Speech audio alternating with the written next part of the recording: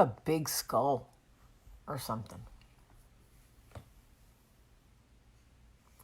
My glasses are dirty. Just keep swimming. Just keep swimming. Good morning.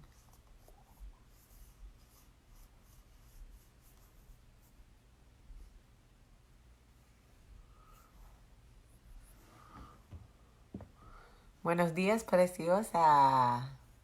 Pero tú eres ajena. Ay, qué lástima me da. Mancanen por mis venas la llama, la pasión que me dejaste. Pero tú eres ajena. Singing Dominican music for Big Papi. Dile que yo también me fuera amante, que no me importe sus alargues. Good morning, everybody. Good morning, good morning, good morning. It's Monday, and yes, I got my nails done. I cut them in half. My nails were so long, and I literally cut them in half. I thought it was time. They were just getting too long. They'll grow again. My nails grow so fast. Since I stopped eating gluten, my nails grow, my hair grows. Good morning, everybody. It's so nice to see everybody on this Monday morning. Quick update on Big Papi. He was shot in the back. The bullet went through his at point blank range. The bullet went through his back and through his abdomen and hit the guy next to him. But he was rushed to the hospital in Santo Domingo, which is the capital of Dominican Republic, and was given the best care, obviously, and is now resting comfortably. Shooting David Ortiz in Santo Domingo is like shooting the Pope in Rome. He is that important to the Dominican people. They caught the man. There were two men. They caught one of the men who shot David Ortiz, and I have to tell you, it was not easy to watch what they did to this man. But I get it. But they beat this man within an inch of his life. This is why we don't have, this is why we have like a justice system. So we don't become a lawless nation of like just vigilantes. Now, obviously, if someone hurt my family, I'm the first vigilante out in the street, that I could tell you. But now I understand why, when you see videos like that, what the people become, right? Like, let the law become that, not us. Could you imagine if we were all just rounding up criminals and just beating them in the street? Ugh. It was hard to watch.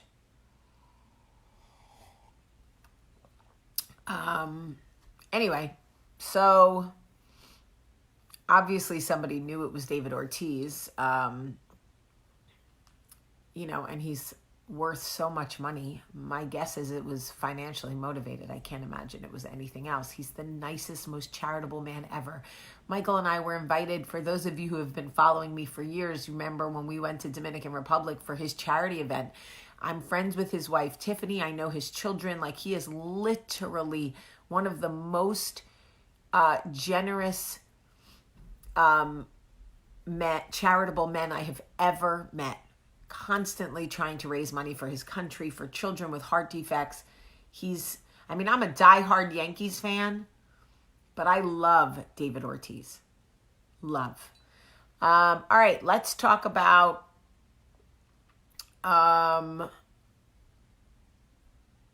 dreams. So I was reading a message yesterday from a young man, and I love when the men contribute because it's so important, who said, that he has dreams of opening his own food truck, and that most people in his life are like, that's such a great idea, blah, blah, blah. And he's got a few people in his life that are, basically trying to put the kibosh on his dreams. And last night I went to see Rocket Man, the story of Elton John, right?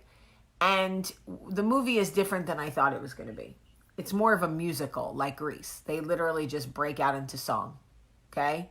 So, I went to see Rocket Man, and Elton had dreams of becoming a rock star and oh God, it's really like unbelievable to me that like you gotta block people at, the crack of dawn. So Elton had dreams of becoming a rock star, and he changed his name from Reggie to Elton because, he didn't think Reggie Dwight was a good name, and he wanted to be himself at a time where being gay was hard and dressing eclectic was hard, and, all of these things that he really wanted for his stage persona and for his life. And the things that the people in his life said to him about how he would never... Hola, Polo! Shut up. Polo, we went to high school together. So anyway, his own mother basically said to him, I don't really care that you're gay. Just know that you're shooting, that you're choosing a life where you'll never be loved properly. Who could ever love you like this? And I just thought, that is what people do in our lives. We have dreams about who we want to be with and what we want to do, what businesses we want to start, and all of these things. And there's always going to be somebody in your life who tries to kill your dream. Somebody who tells you that whatever path you're choosing, you will never be loved properly. You will never have success properly. You will never whatever. What is properly? What does that even mean at this point? Honestly, what does that even mean? I have a friend now who's 36. She's not married and she wants to have a child. Okay? So she's freezing her eggs, and she's decided that if she is not dating somebody significantly by the time she's 38, she's going to use a donor and have a baby on her own. You wouldn't believe the amount of people in her life telling her that that will be a huge mistake. First of all, over 50% of marriages end in divorce. So how could you tell a woman that having a baby on her own is a mistake when there's a 50% chance she'll have a baby with a man and end up on her own? Secondly, when are we going to stop telling women what to do with their bodies? Ever? I mean, it's like we're living in the frickin' Handmaid's Tale. And I never even saw that show. So she said to me, am I crazy? Am I crazy for wanting to do this? Are you crazy for wanting to be a mom? No. What do you mean? Absolutely not. You're one of the most responsible people I know. You've had the same job for years. You save money. You live in your own apartment in New York City. You love. You're a good friend. You're such a good human being. What do you mean? What does that even mean? No, the people who don't want you to do it is because it's not comfortable for them. When people try to kill your dreams, it is because your dreams make them uncomfortable. It has nothing at all to do with what it is you want for yourself and what your capabilities are and what has been laid out for you, and everything to do with what makes them uncomfortable. That is a fact. And here's the truth.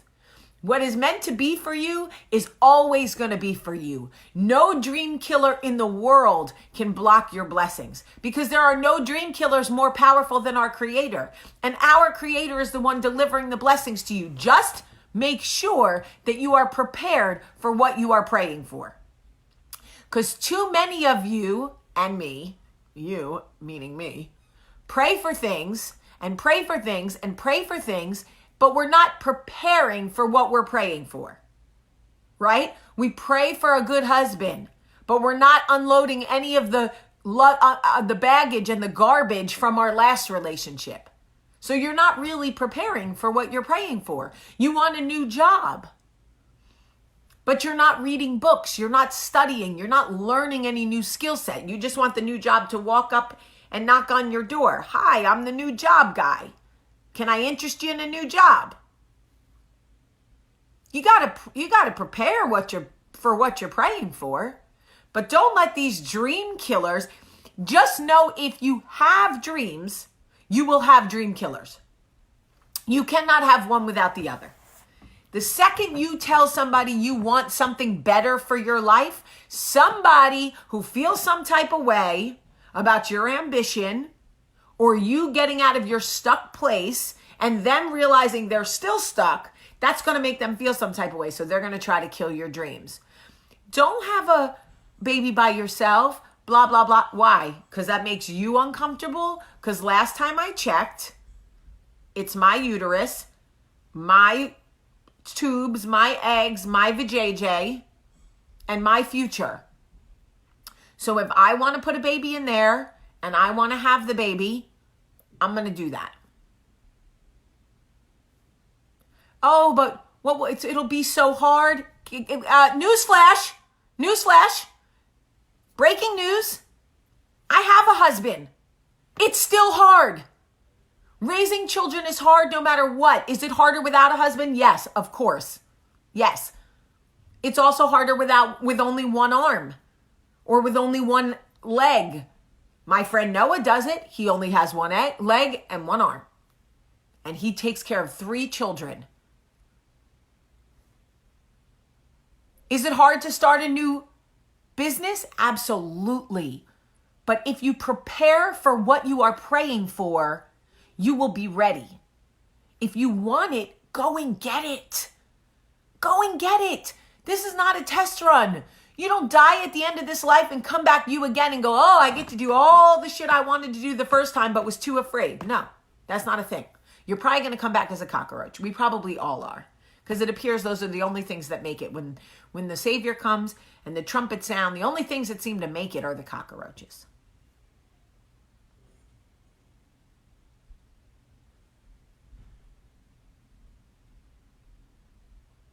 Whatever you want in your life, go get it. Seriously, go get it. At any age, I don't care. But I'm 50. I can't start a business now. Why not? Why can't you? A homegirl that wrote Harry Potter didn't write Harry Potter until she was in her 40s. Okay? Steve Jobs, Elon Musk was fired from every single job he ever had. This man still can't catch a break, but he's a bazillionaire, still like doing what he wants to do, not listening to anybody else.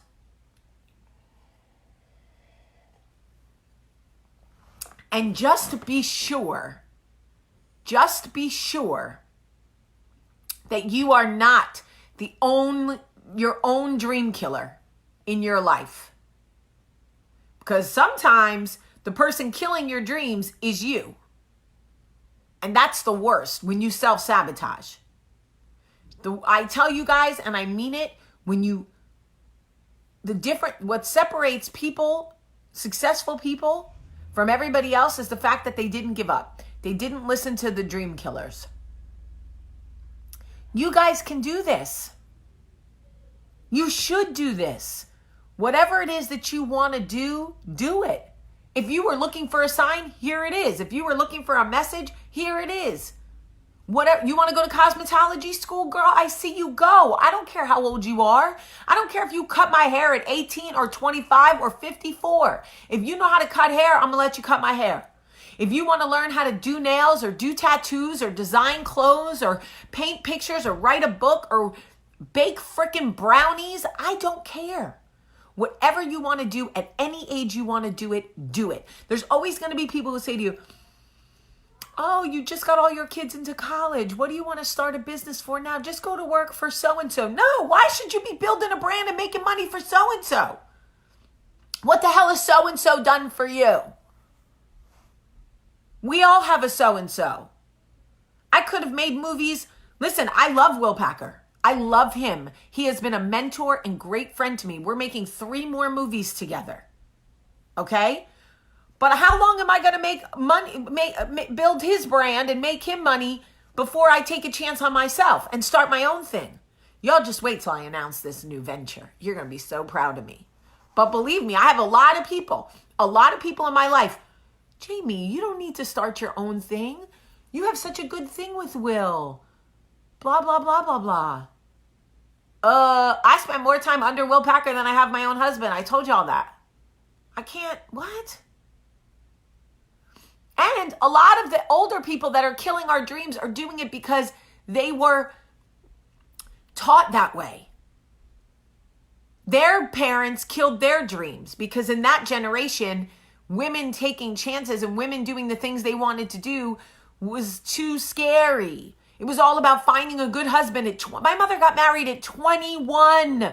Y'all, I stood in line at the bar trying to figure out what I wanted to drink at 21 for 20 minutes. The bartender used to be like, girl, what do you want? I'd be like, I don't know. Let me think. I couldn't even decide on a freaking drink at 21. You think I could be a wife? My mother got married at 21 and she had a Meredith at 23. Okay? At 23, there were still times that I ran out of the house and realized I forgot my wallet, didn't have my bra on, whatever the case may be, and my mother was raising kids. What? No.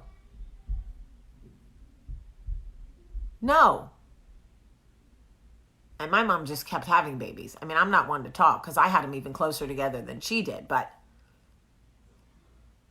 she's just out here in Brooklyn playing poker and smoking cigarettes and making babies. But my mom came from that generation. When are you getting married? When are you having children? She never got to make mistakes. She hit 40 and went buck wild. Now listen, if you're watching this and you got married at 21 and you had kids at 23 or you had them at 20 and it worked, great. I love that for you. I'm talking to these young kids that are trying to do what everybody else wants them to do. Dream killers. Dream killers. So I'm just telling you, if there's something that you want to do, okay, do it. The bigger your dream, the more haters you're going to have. The more people who say to you, I don't know if you should do that. Do you think that's a good idea? It's so risky. You could lose that. Those are the people that are terrified to go after their own dreams. Okay? You guys got this. I'm telling you. You got this. You got this. I know there's a lot of people now who are going to feel like they need to defend how old they were when they got married and had kids. You don't have to do that. I wasn't ridiculing my mom for her choices. I'm very thankful that my mom got married and had children when she did because I'm alive. But she had me at 30, I think. 30. I'm just saying, that was the time then. My mother was never encouraged to be anything. My grandmother didn't encourage her to go out and be somebody. My grandmother was like, girl, you better get married and start making babies right now. Marry a good man. In fact, make him Jewish. Yeah, that was the time. Don't marry an Italian man, Susan. Don't marry an Italian man. You need a different life. You got to marry a Jewish man. I mean, my mom couldn't even pick the religion of the man she wanted to marry. Can you imagine? You can't even share the same faith as your husband because your mother said so? Oy, oy, oy. But that was the time. And my mother listened. My mother was a Catholic. Italian Catholic. And her mother told her she had to marry a Jew, and she did. I mean, I love my dad, obviously. It all worked out, ish. But like, could you imagine? I tell Olivia and Charlie, you can be whatever you want to be. Nothing will be easy. If you choose the easiest path in life, it still won't be easy. The easiest path, getting married young, having babies, letting your husband support you. That is supposedly the easiest path in life. I'm here to tell you that's not easy either.